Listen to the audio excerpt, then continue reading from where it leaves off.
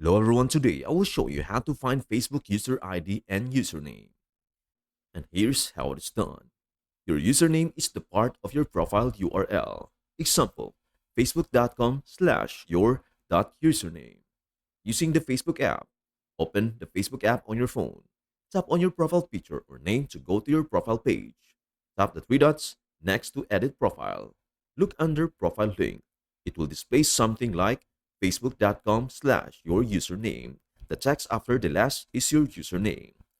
Alternative, use Facebook's data tools. If the above methods don't work, go to settings, access your information, navigate to profile information to find more details, which may include your user ID. And that's everything you need to know about how to find your Facebook ID and username.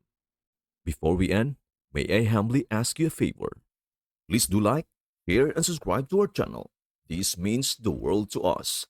Thank you so much for watching. We hope to see you in our next video.